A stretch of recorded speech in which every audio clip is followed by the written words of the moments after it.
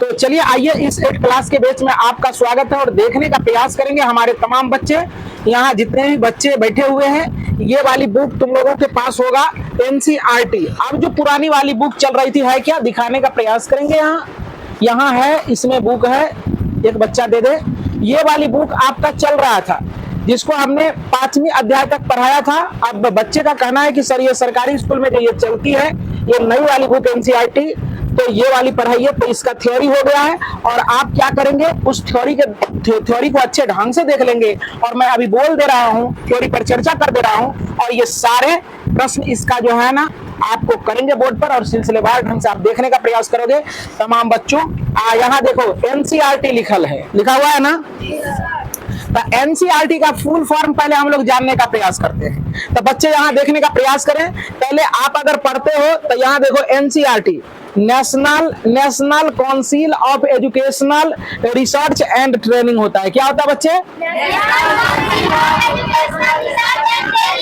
Speak भी लॉर्डली है ना, गॉट इट ना। National council of educational research and training, याद है?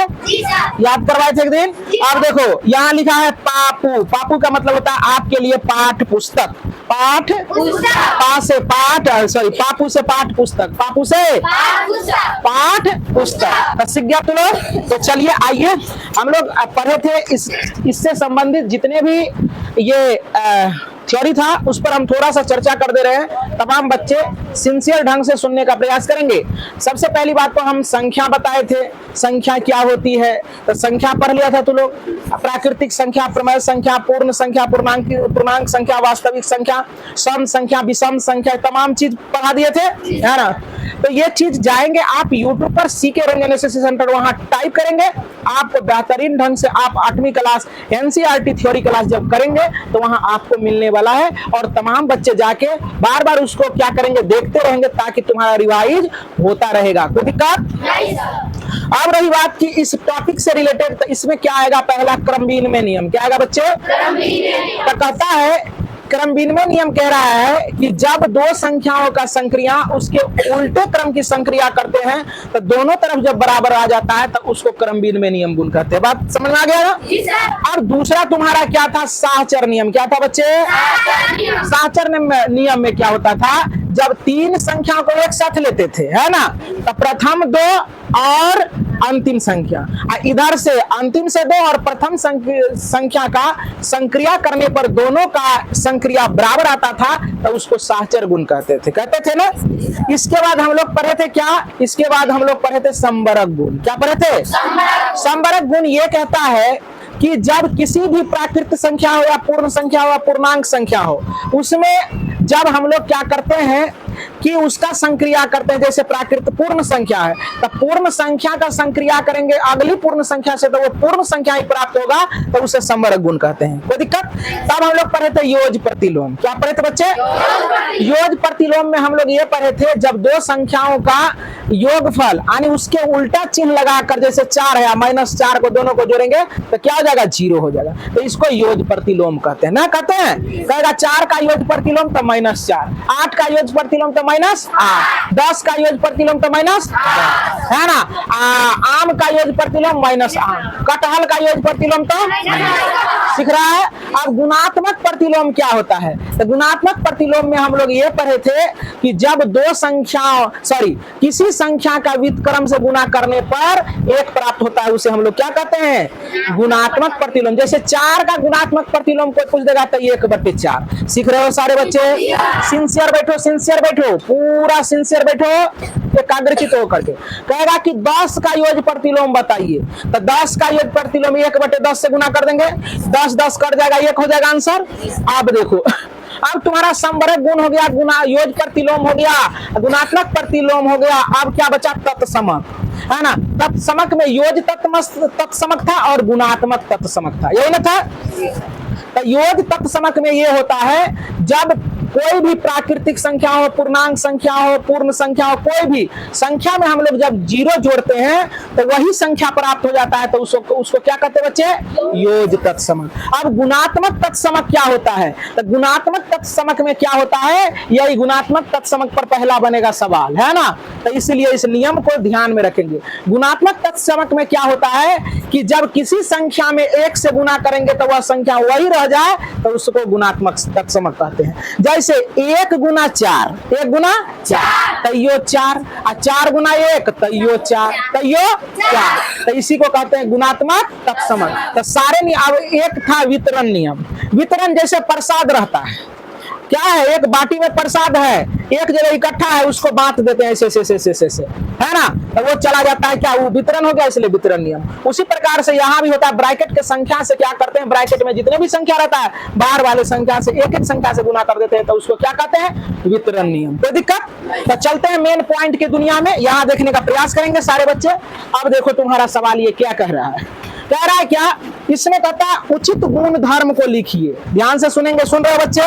कहता है निम्नलिखित प्रत्येक में, कहता है गुणांक के अंतर्गत उपयोग किए गए गुण धर्म का नाम लिखिए। चलो देखो समझो, गुण धर्म का क्या कीजिए, नाम लिखिए। थोड़ा जग के बैठो, सीधा होके बैठो, और सारे नियम पढ़ा दिए हैं, सब बच्चा अभी आंसर आ जाना चाहिए। देखो जरा सा क्या किया गया है, हम कहते ए गुना 1 तैयो 1, चाहे देखो 1 गुना ए तैयो 1, ये कौन सा सिचुएशन में होता था, गुना का तत्समक गुण, ना रे, गुना का तत्समक गुण। अब देखो जरा सा, -4/5 गुना 1, इसका संक्रिया करेंगे। जैसे देखो -4/5 गुना 1 है। अब देखो यहाँ, अब फिर दिया है बराबर 1 गुना -4/5, दोनों का सोल्यूशन करके देखो वही चीज आया है, एक बार कर लो। तो -4 क्या हो जाएगा, 5। अब यहाँ देखो -4/5, दोनों बगल बराबर आ गया ना, तो इसको क्या कहेंगे, गुणात्मक तत्समक। क्या कहेंगे, ये कौन सा नियम को फॉलो कर रहा है, गुणात्मक संयुग्मक तत्समक। सीखा बच्चे? आंसर भी लिखने का प्रयास करेंगे, आंसर देखने का प्रयास करोगे तू लोग, ये गुणात्मक तत्समक है ना। चलो देखो, अब अगला सवाल देखने का प्रयास करो। लिखा था नहीं, तो बच्चे नहीं लिखे थे, इसलिए आप लिख लोगे कि दोनों का जैसे a गुना 1 करेंगे तो a होगा, 1 गुना a करेंगे तो यो a होगा। ये दर्शाता है गुणात्मक तत्समक को। क्या गुणा, जैसे देखो इसको भी सॉल्व करेंगे, इसको भी सॉल्व करेंगे, तो यही चीज आएगा, तो ये गुणात्मक तत्समक हो गया। अब रोमन नंबर 2 को देखते हैं। पहले देखो समझो, 13/, क्या है बच्चे, 17। क्या है बच्चे, 13/17, 13/17। गुना में है क्या बच्चे, -2/7, और इसके बाद -2/7, गुना क्या है, -13/17। बच्चे यहाँ देखने का प्रयास करेंगे।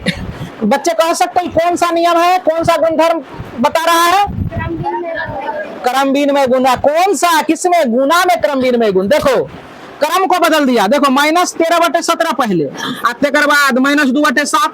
अब इसी चीज को क्या किया, उलट के लिख दिया। पहले लिख दिया -2/7, तब इसको उलट के बाद में लिख दिया 13/17, है ना। देख रहे हो ना, तो क्रम को उल्टा है। क्या किया है, क्रम को उल्टा है, क्रम को उलट दिया, तो इसलिए इसको क्या कहेंगे, क्रम, गुना का क्रमबिन्मय गुण। क्या रे, ये गुना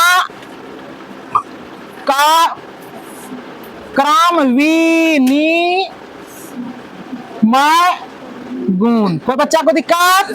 देखो गुना का क्रमविनिमय नियम में हम समझाए थे तुम लोगों को, जैसे a गुना b समझाए थे, इसी को वो पहले लिखेंगे b गुना a करके, है ना। तो दोनों का आंसर, इसको हल करेंगे, इसको हल करेंगे तो बराबर आएगा, इसलिए गुना का क्रमविनिमय गुण। जैसे अब देखो 3 गुना 4 तैयो 4 तिया 12, और 4 गुना 3 तैयो 4 तिया, तो गुना का क्या हो जाएगा, गुना का।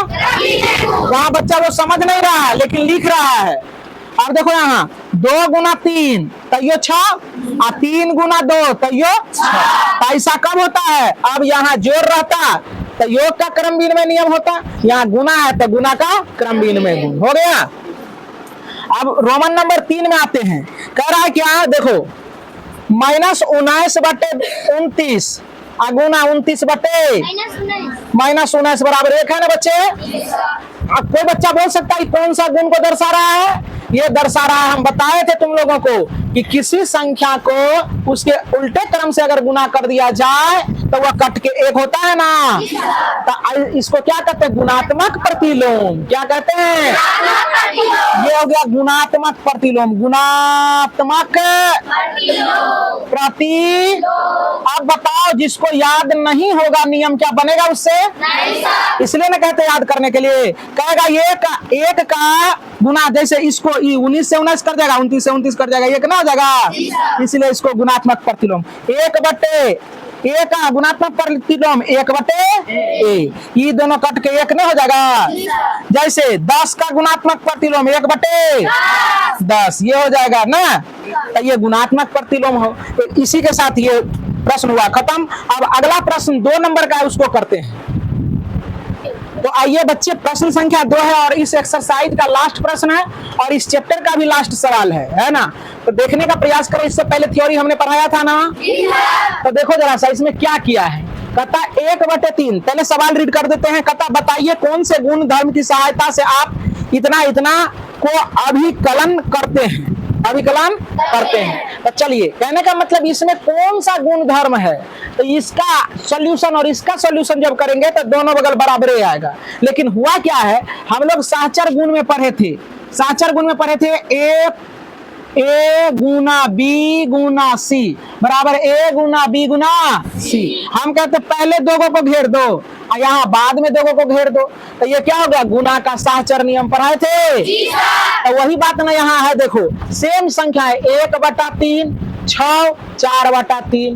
देखो यहाँ क्या है लिखा हुआ, 1/3 6 है ना और 4/3। इसमें देखो बाद में ब्रैकेट लगाया है, इसमें 2 में पहले लगा दिया ब्रैकेट, अब बीच बीच में गुना का चिन्ह है, इसलिए गुना का सहचर गुण। क्या हो जाएगा बच्चा?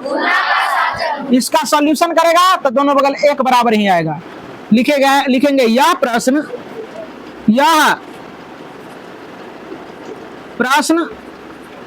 गुना का सहचर गुण